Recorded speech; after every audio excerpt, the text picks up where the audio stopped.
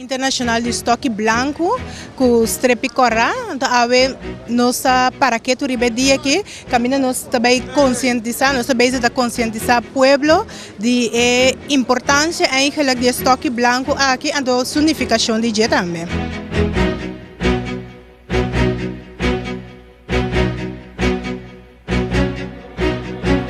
Penora bomir uma pessoa com estoque branco, com strepicorá, isso indica que a pessoa tem problema com vista ou é cego.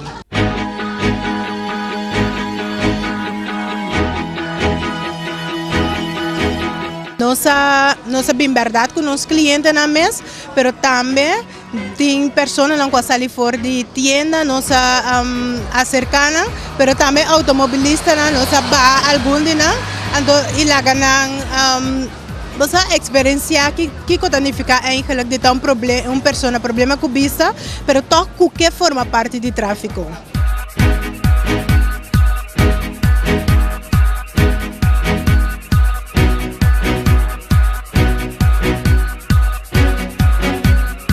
Outro dia de novo, batalha ainda não conhecer estoque, não também encontrava bom que botar se quer sair de como bacana com ele.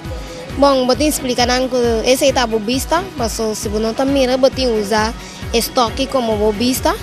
Que a mim tem ele hopi como bobista, medal, hopi bom para ende que tem problema com vista.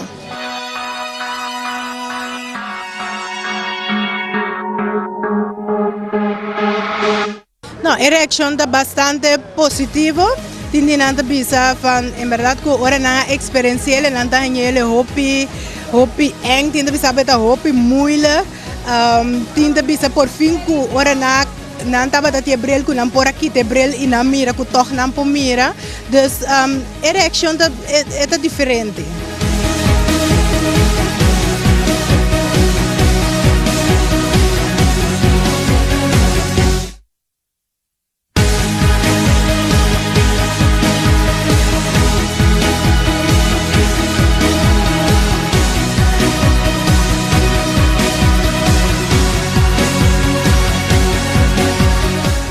Nós para que tu verdade na dia tem intenção que no futuro nós vamos seguir esse tipo de atividade aqui, porque nossa meta final tá para nós pessoas que têm problema visual possam sentir seguro no tráfico de Bonaire. Essa é a nossa meta.